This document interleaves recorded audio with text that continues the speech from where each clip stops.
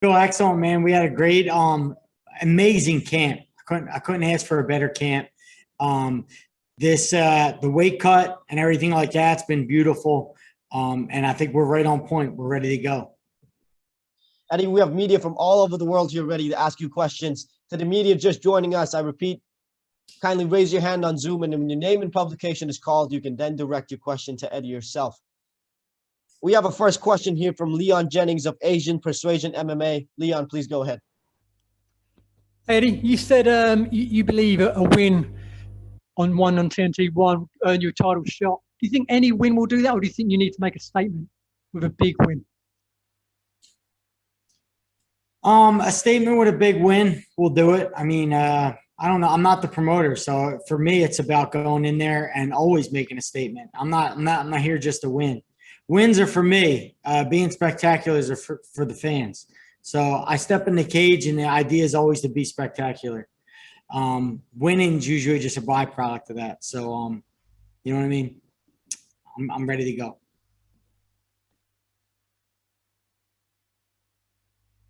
Thank you, Leon, for your question. We have a next question here from Jay Anderson of Cage Side Press. Jay Anderson, please go ahead.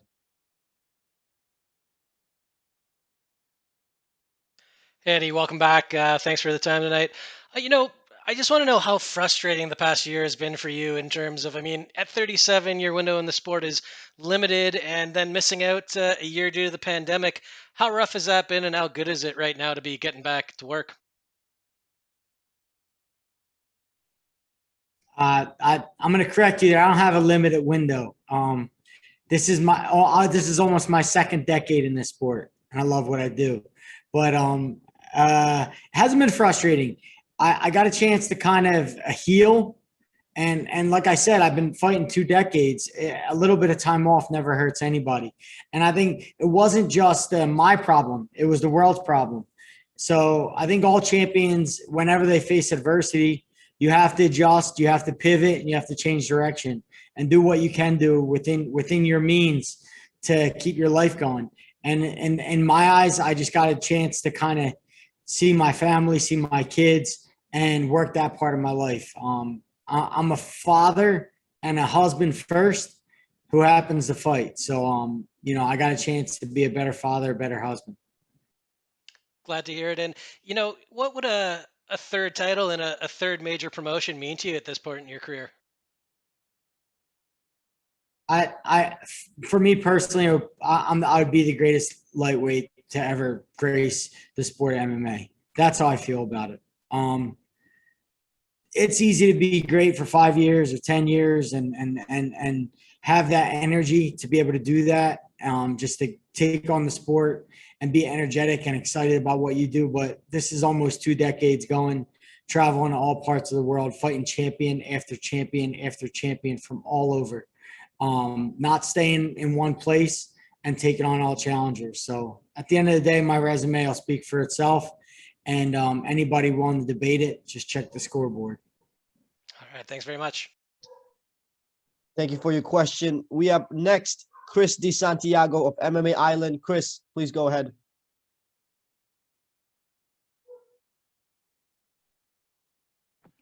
Hi, Eddie. Can you hear me? Yeah, I can hear you. Awesome. Great to talk to you. I know you're looking for like Triple Crown status, and with yourself as number one as like the lightweight GOAT, where do you rank the others in the lightweight GOAT conversation, like Khabib and BJ Penn and Dustin Poirier? Second. They're all second. Thanks, Eddie. Appreciate it. No problem, brother. Thank you, Chris. We have up next Ivan Stewart of Dugout Philippines. Ivan, please go ahead with your question. All right. Good morning, everyone again. Good morning, Eddie. Right. So, speaking of Dustin, the last time you were on US television was against Dustin. So, how's it like to be back on US TV after 3 years? I'm ecstatic, man. I think it re-energized me. You definitely don't want to get lost to your hometown fans. I love coming to Asia. I love fighting. Asia kind of helped make me who I am. So going back to the Saitama Super Arena, Tokyo Dome, and going back to Asia and fighting from Asian fans was it was a dream come true to go back to. But at the end of the day, you want to fight for your hometown fans. You want your family to be able to see it. You want your friends to be able to see it. And, you know, I was blessed enough to be able to get onto TNT, and we were all able to go fight live on TNT. And it's everything I envisioned when I joined One Championship. We spoke about this. We spoke about the possibility of this happening, and now it's all happening. Right, just a quick follow-up. Would you prefer this type of setup in which you're fighting on a midweek instead of a weekend? I'll fight any day of the week. I mean, if you catch me on a Tuesday, I'll be fighting. Catch me on a Saturday, I'll also be fighting. I fight twice a week, sometimes 3 times a week. Training, I don't care if it's in a cage, a mat, an alley. I'll fight anywhere, and I'll do it 2 or 3 times a week. All right, thank you very much. Yeah. Good luck in your fight. Thank Danny, you. you're up. Thank you, Ivan. Next question from Carlo Pamintuan of TV5. Carlo, please go ahead.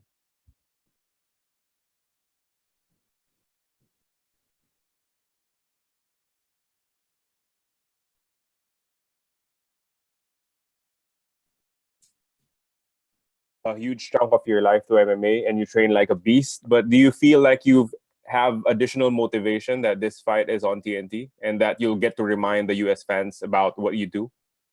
Absolutely. I feel like when they go on American television like that live, and you get a slot, co-main event slot, it's like it's your show. You know, I feel like it's my show again, and I feel like it's my obligation to put on for the fans. So yeah, it rejuvenated me, reinvigorated me, and it definitely pushed me to another level during my training to be able to go out there and put out and show out. Thanks, Eddie. Thank you, Carlo. Next question here from Simon Romero of Behind the Grid. Simon. Hey Eddie, how are we feeling today, man? I'm excellent. Awesome, Any better, awesome. I'd be you, my man. Awesome. I like the way that sounds, but I got 2 quick ones for you here. I just want to know, do you feel like there's something that you have to prove here in your second fight for One Championship?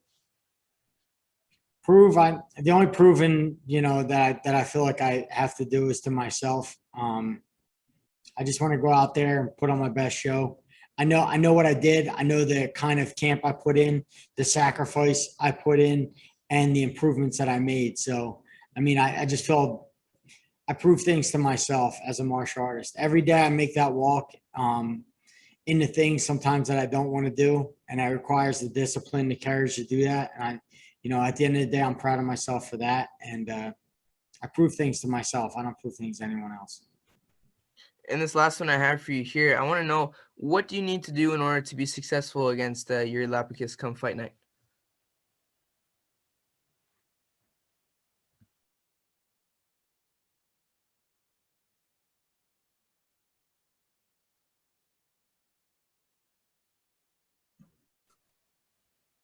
Eddie, did you catch that question? Go re-ask it, please. Yep. So my question was, what do you need to do in order to be successful come fight night? What I need to do is already done. Come fight night, just have to perform, execute, and do the same things I've been doing for the past 2 months. I think going out there, putting pressure on my opponent, touching them up, and I think I have a lot of advantages in boxing. I think he makes a lot of mistakes standing up, and I make him pay.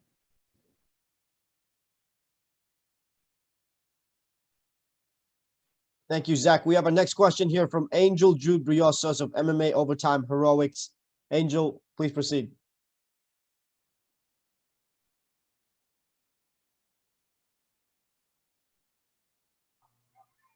Hello, can you hear me now? Hear you. Yeah, I can hear you. Hey, good morning, Eddie. So my question is, having captured championships in 2 of the biggest promotions in America, people surely expect you to carry on that dominance in one.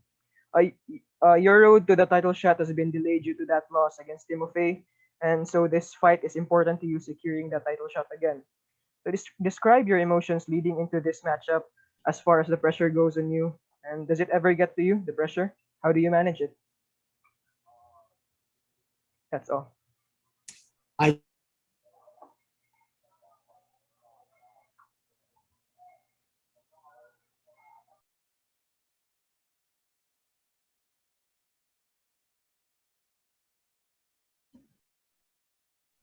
Sorry, Eddie, we didn't catch you there. Can you please repeat that one? Yeah, I deal with the pressure on a daily basis. You know, I'm my own worst enemy. I'm my biggest critic. So when I go into the gym, I want to make sure that I compete at a high level. I'm executing the things I'm working on, and I think when I go out there, it's just a byproduct of my training. I don't think there's any pressure on my shoulders other than just to go out there and do what I do every day. So I'll rely on my instincts. I rely on myself. I have a deep trust and belief that I'm the best in the world. And when I go out there and perform, no one in the world can beat me. Thank you on that one, Eddie. And I also have last one follow-up question. Do you think that winning the one championship lightweight title is the last thing that you have left to fulfill before you want to call your career quits? I can't say. I can't say that. I can't ever say that I'm gonna quit. So the thing is I never planned on doing this. It's just something that was inside me, and I'm not gonna start making plans now. You know, I'm just shy of 2 decades. I think I can make it 2 decades, and that would be pretty damn cool. I think I'm like 18 years in. So we'll see. Okay, thank you, Eddie. Good luck on your match. Thank you. Next question from Dylan Bowker of My MMA News. Dylan, please go ahead.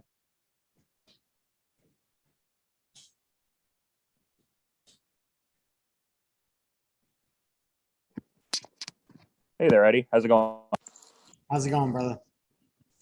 Oh, I'm doing great, thanks. I was just kind of curious about some of the dynamics leading into this one, because it seems like there's a degree of trash talk coming from Lapicus's end of things, but you seem pretty unfazed by that largely. But I'm kind of wondering, is there any level of, being the living legend and being perceived as like the statement name for some of these guys? Does that inform your performance at all? Does it give a bit of a chip on your shoulder in any kind of way at all? I feel like when I came in on my debut, it was adding pressure and affecting me in a way. I don't like just getting respect. I like earning it. I like taking it. That's like part of the hunt for me. It's part of my motivation and drive. And when I'm just given respect like that, it kind of takes a little bit of the drive away. So yeah, I don't like being perceived as that, but like I changed my own perspective on it, and it doesn't really matter. It doesn't matter what they call me. It doesn't matter what I did in the past. It doesn't matter what I did my last fight, or whether I won or lost. What matters is right now and this next opponent that's in front of me. That's all that matters. And that's all that ever mattered. Was there a distinct moment when you had that perspective shift that you noticed?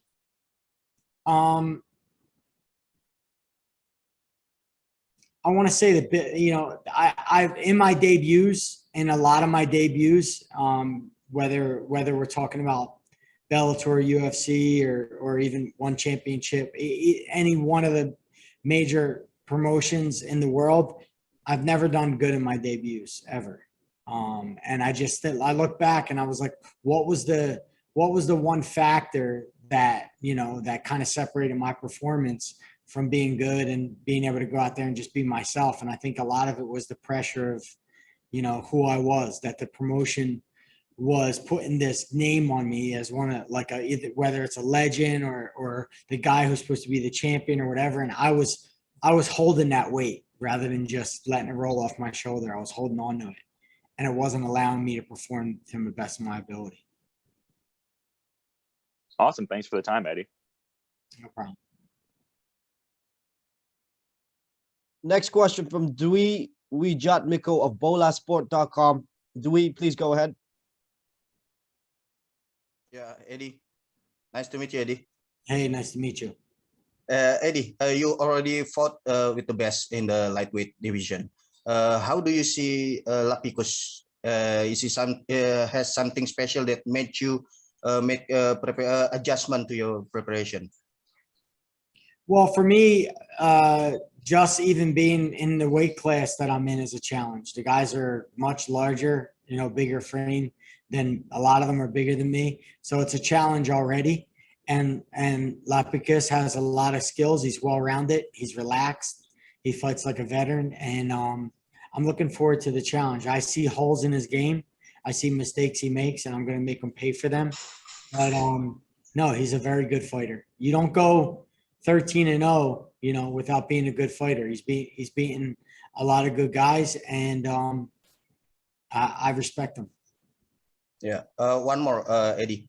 Could you give me a name? How do we should call you if you become a one championship champion? You already champion in Bellator and UFC. If you manage to become champion in one, how do we call you? You cannot take Triple C because it's taken. Call me what you call me from the first time. Call me Eddie Alvarez. Okay, Eddie. Good luck on your fight. Thank you. Thank you. Thank you, Dewey. This next one is from Nick Atkin of South China Morning Post. Nick, please go ahead.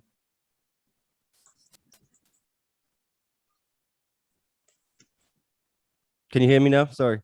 Yeah, I can hear you. Hey, Eddie. Thanks for taking my question. Your one championship career has been paired with Demetrius Johnson. You've both been on all the same cards, or scheduled to be at least. What do you make of his fight coming up against Adriano Moraes? Do you have a pick for that? I always pick Demetrius. I mean, to me, he's the greatest champion that lived. Nobody has done what he's done. Nobody has more belts. He's broken the record there, and he'll go down as one of the greatest fighters to ever grace MMA. So you can't bet against a guy who wins that much. If Demetrius knows how to do anything, whether it's kick, punch, takedown, or whatever, he knows how to win. He finds a way to win. So I'm looking forward to the matchup. I'm a fan of his. I've always been a fan of his. Okay, thank you very much, Eddie. Good luck for the fight. Thank you. Thank you, Nick. Eddie, we have a question here from Mike Murillo of Business World. You have fought in big MMA markets all your career. How big is this event for one championship to be shown on primetime in the US? I kind of feel like this will be one's coming out party in America, because until now, it's been on coffee time in the mornings and marketing, like as far as the marketing of the events. I think they took it to another level with marketing it during March Madness, doing the trailers that they've done, bringing in Will Harris from Anatomy of a Fighter to kind of follow our day by day. So they've done some really good production, some really good media behind this, and it has a really good push. So American fans will see one championship in a different light come April 7th. And I'm excited to be part of that event. And I feel like after April 7th, when they see what they see, there'll be a new guy in town. Eddie, at this stage of your career, it's safe to say that you've accumulated a lot of skills. What else in your game are you improving on daily? For me, it's about using all my skills, using everything. A lot of times I get into fights and it's the same thing over and over. It could be they all just kind of turn into brawls and things like that. And I think using everything is important to me. I want to be able to use everything. I want to be able to use my kicks, my punches, my takedowns, my jiu-jitsu. I want to be well-rounded, and I want to look like a well-rounded fighter out there. So although I try to do it, my fights end up becoming brawls. And I've been trying to change that. Hasn't been happening, but I'm doing my best inside the training room to use all my tools, to use everything I got. We have this next question here from Singapore Strike Sports. Please go ahead. Hi, Eddie. Can you hear me? Yes. Yeah. Like you said, you have been fighting for Bellator, you're fighting for UFC, and now you're for one championship. So right now, for the first time, that one championship will be premiering at prime time. what message do you like to give to the American fans to convince them to watch One Championship? Well, my first experience with Asian martial arts has always been Pride, and Pride when I was a kid was some of the greatest martial arts ever.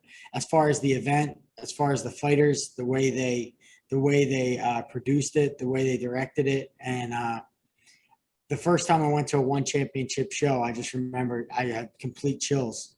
I had chills all the way up my spine, seeing the way that they produce it, the way we came out on the stage. It felt like old school Asia MMA. That's what it felt like. The fight drums, everything about it brought back memories to me when I was a kid. So I feel like the American fans are going to be able to feel that. They're going to be able to feel what I felt, especially the hardcore fans who've been a fan of Pride back in the day and all the other Asian martial arts, pancrase and everything else. I feel like one is the top dog, and they're going to take over America in short order. Okay, thank you very much. Thank you for that question.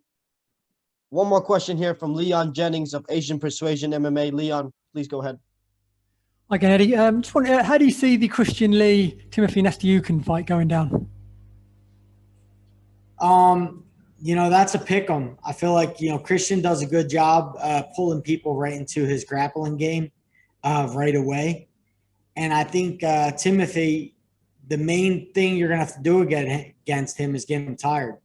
I think you're going to have to do that from the very beginning, make him panic, get him tired, and make him gas out, because Timothy is explosive, but the way to take that away is to wrestle him. And I think the style matchup, Christian can do a good job wrestling him in the beginning and tiring him down and take away some of that explosiveness.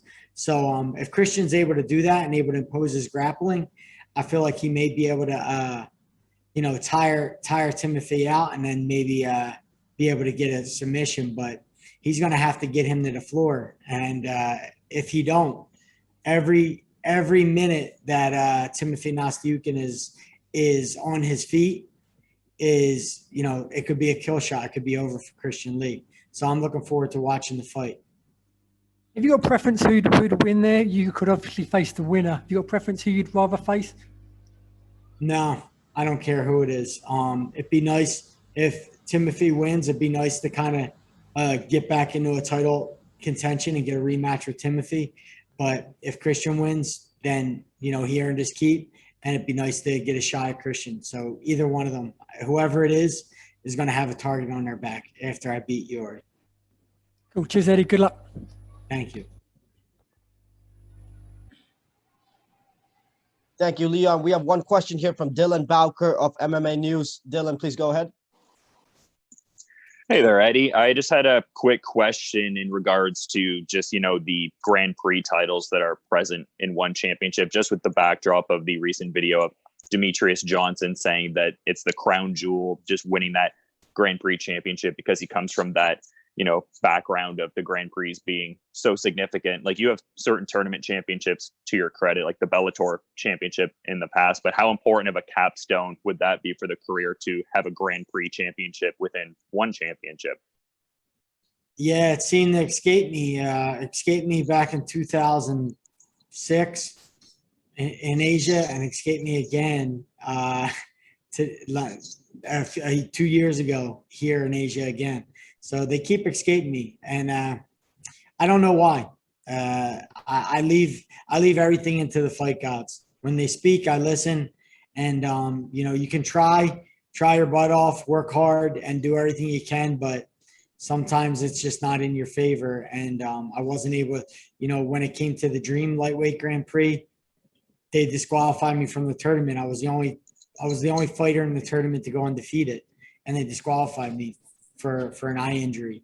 And then for the One Championship Grand Prix, I end up getting injured as well. So these Grand Prix are a lot about survival and staying healthy.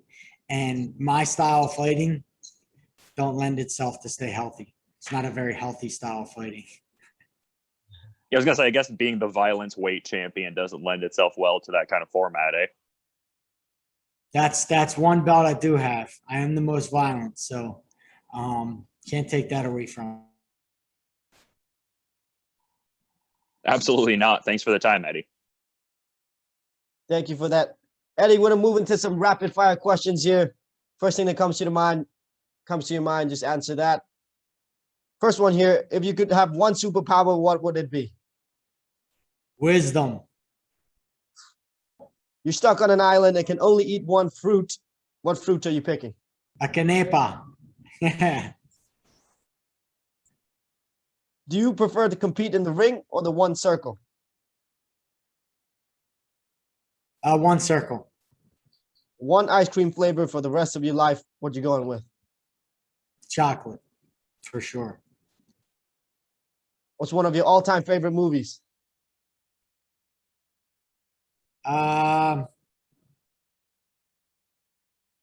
Cinderella Man. Who is the nicest one athlete that you have ever met? Edward Foulion, by Oh, far. he's so nice. If you're to go into a medieval battle, what weapon would you choose? I would do the chain with the ball and the spikes at the end of it. Yeah. Your favorite food? Favorite food?